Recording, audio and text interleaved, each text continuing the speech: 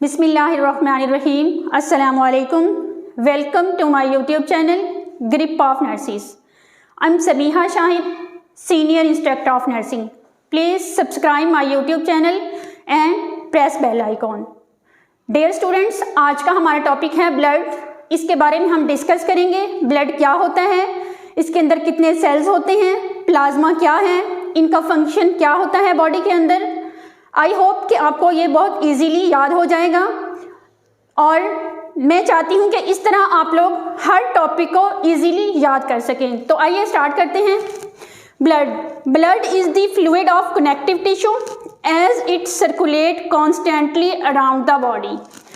Blood क्या है? एक फ्लूइड कनेक्टिव टिश्यू है जो कि हमारे बॉडी के अंदर मुस्तकिल तौर पर सर्कुलेट करता है और टिश्यूज के अंदर जाकर जो भी इसने खुराक देनी होती है या लेनी होती है तो ये काम करता रहता है। ये एक पूरे जाल की तरह हमारे बॉडी के अंदर अल्लाह ताला की तरफ से ब्लड सप्लाई जो होती है ना, सर्कुलेट होती रहती है और टिश्यूज का एक दूसरे के साथ कनेक्शन रहता है। It transport oxygen, nutrients, hormones, heat, protective substances, clotting factors. Blood का जो फंक्शन है वो ये है कि ये सर्कुलेट करता है ऑक्सीजन को हमारे बॉडी के अंदर, न्यूट्रिएंट्स को, यानी जितनी भी हम जो डाइट खाते हैं, खुराक खाते हैं, वो टिश्यू से फिर ब्लड के अंदर आएगी और वो पूरे बॉडी के अंदर सर्कुलेट होगी। हार्मोन्स हो गए, जैसे एंडोक्राइन ग्लैंड है, ये हार्मोन सेक्रेट करता है और फिर ब्लड के अंदर होते हुए जहाँ पर इनकी ज़रूरत होती है वहीं पर जाकर ये वर्क करते हैं। देन हीट, हमारे बॉडी का जो इंटरनल होम्योस्टेसिस है, यानी कि जो इंटरनल इन्वायरमेंट है, ये ब्लड के थ्रू ही हीट प्रोड्यूस होती है और पूरे बॉडी के अंदर एक सिस्टम के थ्रू, एक टेम्परेचर के थ्रू बॉडी के अंदर चलती है। प्रोटेक्टिव सब्सटेंस यानी कि इन्फेक्शन से प्रिवेंट करते हैं। जैसे इम्यून सिस्टम है, हमारा बॉडी का जो इम्यून सिस्टम है वो प्रोटेक्टिव सब्सटेंस के थ्रू चलता है। क्लॉटिंग फैक्टर्स, हमारे ब्लड के अंदर एल्ब्यूमिन जो है उसके अंदर एक फिब्रिनोजन होता है। ये क्लॉटिंग फैक्टर्स, यानी जहाँ पर भी हमें कोई जख्म होता है तो ये फिब्रिनोजन यानी जो क्लॉटिंग फैक्टर होता है वहीं पर जाकर ब्लड को क्लॉट कर देता है और ब्लीड होने से बचाता है। आगे आ जाती है पीएच। हमारे बॉडी की हमारे जो ब्लड की पीएच होती है वो नॉर्मल कितनी होती है? वो है 7.4। ये न्यूट्रल होती है। अगर 7.4 से ऊपर चली जाएगी तो वो बेसिक में चला जाएगा और इससे नीचे होगी तो ये एसिडिक। एसिड बेस जो बैलेंस है हमारे बॉडी का, ये होम्योस्टेसिस को मेंटेन रखता है, यानी इंटरनल बॉडी का जो इन्वायरमेंट है उसको मेंटेन रखता है। देन आ जाता है क्वांटिटी। ब्लड की जो क्वांटिटी होती है ये हमारे बॉडी के अंदर कितनी होती है? ये 7 to 10% according to body weight, यानी हमारे बॉडी का डिफरेंट पर्सन्स का, डिफरेंट लोगों का वजन एक दूसरे से चेंज होता है। तो उस वेट के हिसाब से 7 to 10% जो है ना हमारे बॉडी के वेट के हिसाब से ब्लड होता है। नॉर्मल 5 to 6 लीटर्स होता है एक नॉर्मल ह्यूमन बीइंग का। इसके बाद अब हम पढ़ेंगे कंपोजिशन ऑफ ब्लड, यानी ब्लड की जो कंपोजिशन है वो क्या है। Blood is composed of 2 main parts. हमारे जो ब्लड है 2 मेन पार्ट्स में डिवाइड किया गया है। नंबर 1 पे प्लाज्मा, नंबर 2 पे आ जाता है ब्लड सेल्स। जो प्लाज्मा है ये क्लियर सेट्रा कलर्ड का होता है, वाटरी फ्लूइड होता है। ये प्लाज्मा बिल्कुल क्लियर वाटर की तरह होगा और सेट्रा कलर यानी कि लाइट येलो कलर में आएगा। ये 55% वॉल्यूम ऑफ ब्लड का होता है। टोटल जैसे हमारा ब्लड है ना, उसमें से 55% जो वॉल्यूम होगा ना वो प्लाज्मा का होगा, जबकि 45% जो होगा उसमें ब्लड सेल्स होंगे। अब ये प्लाज्मा क्या है, इसको फर्दर फिर हमने टाइप्स में डिवाइड किया है। नंबर 1 पे water, protein, salt and glucose. Plasma के अंदर जो वाटर है ये 92% जो है ना प्लाज्मा के अंदर वाटर होगा।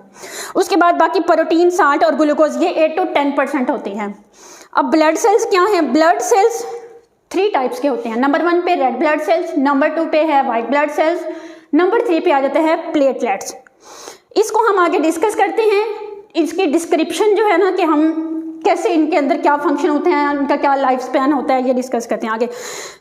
जो रेड ब्लड सेल्स होते हैं ये 99% जो ब्लड के अंदर होते हैं ना, ब्लड सेल्स में से ये 99% होते हैं, यानी कि ये हाईएस्ट होते हैं देन वाइट ब्लड सेल्स के। फॉर एग्जांपल अगर किसी भी मतलब ह्यूमन के हम ब्लड को देखें तो उसके अंदर अगर रेड ब्लड सेल्स 600 हैं, उसका तनासुब 1 होगा वाइट ब्लड सेल्स का। यानी अगर 600 रेड ब्लड सेल्स होंगे तो वहां पे सिर्फ 1% वाइट ब्लड सेल्स होंगे। तो प्लाज्मा जिसके अंदर हमने अभी पढ़ी थी कि कौन कौन सी चीजें होती हैं, इनकी डिस्क्रिप्शन में बताने लगी हूँ आपको। वाटर जो है ना 90 से 92% होते हैं, और जो प्लाज्मा प्रोटीन है ये राउंड अबाउट 7% होती है। ये क्या है? Create the osmotic pressure of blood which keep the plasma fluid with in the circulation. जो प्रोटीन है ये ऑस्मोटिक प्रेशर जो होता है ना बॉडी का, उसको मेंटेन रखता है। ऑस्मोटिक प्रेशर क्या है? यानी जो भी होम्योस्टेसिस का इन्वायरमेंट है या ब्लड का जो चीज़ें सर्कुलेट करनी होती है, जिनको लेकर जाना होता है, ये प्रोटीन लेकर जाता है, plasma protein. Plasma viscosity is due to plasma protein mainly albumin, fibrinogen, globulin.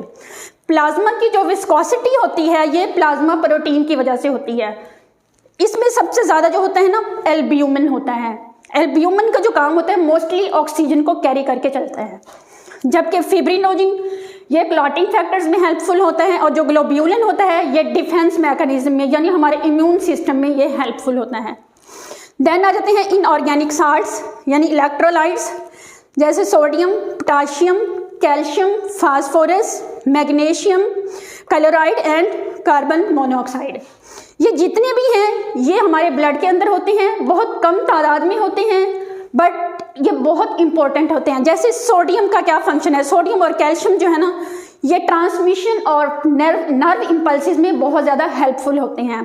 Calcium जो है ये मसल कंट्रैक्शन में हेल्पफुल होता है मोस्टली, जैसे हमारे कार्डिक कंट्रैक्शन हो रही थी, कार्डिक मसल्स की, बाकी जितने भी बॉडी के मसल्स होते हैं ये कंट्रैक्शन में हेल्पफुल होते हैं। इसमें कौन हेल्प करता है? कैल्शियम। देन आ जाते हैं nutrients, products of digestion, for example glucose, amino acid and fatty acids, glycerol भी इसमें आ जाते हैं, are absorb from alimentary canal. ये जितनी भी चीज़ें होती हैं एलिमेंट्री कैनाल यानी हमारे जो डाइजेस्टिव सिस्टम है उसके थ्रू एब्जॉर्ब हो रही होती हैं। देन आ जाता है waste products, urea, uric acid, creatinine, carried in the blood to the kidneys from for excretion. ये जितनी भी चीज़ें हैं, यूरिया हो गया, यूरिक एसिड हो गए, क्रिएटिनिन हो गए, ये किडनीज के अंदर आएंगे, किडनीज के अंदर आकर यूरिन की फॉर्मेशन में बॉडी से आउट हो जाएंगे। Carbon dioxide is transported to the lungs for the excretion. Oxygen और कार्बन डाइऑक्साइड, ऑक्सीजन चूंकि ऑक्सीजनेटेड ब्लड के थ्रू आ रही होती है और जो कार्बन डाइऑक्साइड है ये वेस्ट प्रोडक्ट है, तो ये वापस ब्लड के थ्रू ही हमारे लंग्स में आएगी और आउट हो जाएगी बॉडी से। Hormones, hormones in the blood is the transport to their target tissues and organs. Hormones का क्या फंक्शन होता है? जैसे मैंने आपको पीछे बताया था, एंडोक्राइन ग्लैंड जो है ना ये हार्मोन सेक्रेट करेगा और फिर ये ब्लड के अंदर ही चले जाएंगे, ब्लड के थ्रू ये होते हुए जहाँ पर इन्होंने टिश्यूज के अंदर या ऑर्गन्स के अंदर कहीं भी टारगेट करना होता है, कहीं भी वर्क करना होता है, तो ये ब्लड के थ्रू ही वर्क करते हैं। इसके बाद अब हम पढ़ेंगे ब्लड के सेल्स। मैंने आपको बताया था कि 3 ब्लड के सेल्स होते हैं, red blood sales, white blood sales and platelets. Red blood sales का साइंटिफिक नाम है एरिथ्रोसाइट्स। इसकी फॉर्मेशन कहाँ पर होती है? रेड ब्लड सेल्स यानी कहाँ पर बनते हैं? Red blood cells bone marrow में बनते हैं और ये बायोकॉन्केव डिस्क होती है। इसके अंदर कोई न्यूक्लियस नहीं होता। इसका जो डायमीटर होता है 7 माइक्रोमीटर का होता है। मेनली ये ट्रांसपोर्ट करते हैं ऑक्सीजन को, but also carry some carbon dioxide. Red blood cells हमेशा, आपने ये बात याद, लाइफ स्पैन जो है रेड ब्लड सेल्स का यानी लाइफ साइकिल जो है ना रेड ब्लड सेल्स का 100 to 120 डेज का होता है। ये एमसीक्यूज में अक्सर ये क्वेश्चन आ जाता है। इसके बाद जो डेथ है रेड ब्लड सेल्स की, ये बात भी आपने याद रखनी है, ये कहाँ पर होती है? स्प्लीन में, बोन मैरो में और लीवर के अंदर होती है। इसके बाद नेक्स्ट आ जाता है white blood sales. White blood sales का साइंटिफिकली हम लीकोसाइट्स कहते हैं। इसका क्या फंक्शन होता है? ये लार्जेस्ट ब्लड सेल्स होते हैं but account for only 1% of blood volume.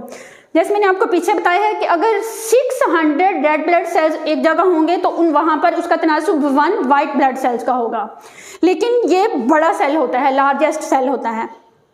ये इंपोर्ट करता है function in defence and immunity में। वाइट ब्लड सेल्स एक बहुत बड़ा हमारे बॉडी का इम्यून सिस्टम है। ये उसी में ही हेल्पफुल होते हैं। ये सारा करैक्टर जो होता है ना वाइट ब्लड सेल्स का होता है इम्यूनिटी के अंदर। They contain nuclei and have some granules in their cytoplasm. जो वाइट ब्लड सेल्स होते हैं वो न्यूक्लियर पर मुश्तमिल होते हैं और इनके साइटोप्लाज्म में ग्रैन्यूल्स होता है। ग्रैन्यूल्स क्या हैं? ग्रैनुलोसाइट्स और एग्रैनुलोसाइट्स। ग्रैनुलोसाइट्स के अंदर फर्दर टाइप्स हैं न्यूक्लियोसाइट्स, न्यूट्रोफिल, जाइनोफिल एंड बेजोफिल। जो एग्रैनुलोसाइट्स है उसके अंदर मोनोसाइट्स और लिम्फोसाइट्स हैं। ये हमारा इम्यूनिटी सिस्टम है, हमारे बॉडी का जो इम्यून सिस्टम है इन्हीं से मिलकर बनता है।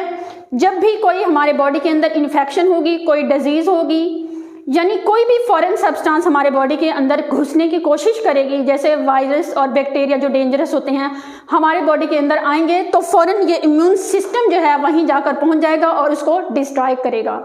अगर ह्यूमन बीइंग जो है, अगर इंसान जो है पावरफुल है, अच्छी इम्यूनिटी रखता है, तो वो उस इन्फेक्शन को अंदर आने नहीं देगा। और अगर वीक है तो फिर इम्यून सिस्टम भी कमज़ोर पड़ जाएगा और वो हैवी हो जाएगा और डिजीज हो जाएगी उस पर्सन को। देन है इसकी डेथ कहाँ पर होती है? वाइट ब्लड सेल्स की जो डेथ होती है वो ब्लड के अंदर ही हो जाती है और इसका जो लाइफ साइकिल है वो है 3 to 5 डेज का। इसके बाद थर्ड नंबर पे जो है, थर्ड जो हमारे ब्लड का सेल है वो है प्लेटलेट्स। उसका साइंटिफिकली नाम है थ्रोम्बोसाइट्स। वेरी स्मॉल डिस्क होती है जो कि 2 to 4 माइक्रोमीटर की होती है डायमीटर के अंदर।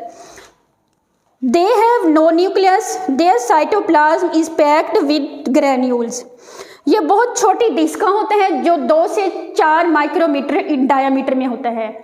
इसके अंदर कोई न्यूक्लिया नहीं होता, ये साइटोप्लाज्म के अंदर पैक होता है और ये कंटेन ब्लड क्लॉटिंग फैक्टर्स। हमारे ब्लड के जो क्लॉटिंग फैक्टर्स हैं, यानी अगर कहीं पे भी ब्लीडिंग होगी तो ये क्लॉटिंग फैक्टर्स यानी जो फिब्रिनोजिन होता है वहीं जाकर उसको ब्लीडिंग को स्टॉप कर लेगा, ब्लड ब्लीडिंग होने से बचाएगा। इसके बाद इसका जो लाइफ स्पैन है, लाइफ का ड्यूरेशन है वो है 8 to 10 डेज का और इसकी डेथ भी ब्लड के अंदर ही हो जाती है। तो डियर स्टूडेंट्स, आज हमने पढ़ा ब्लड क्या होता है, इसके अंदर जो प्लाज्मा है, फर्दर उसकी टाइप्स पढ़ी, उसके बाद इसके ब्लड के सेल्स पढ़े, उनके साइंटिफिकली जो नाम थे वो हमने पढ़े, उनको डिस्कस किया।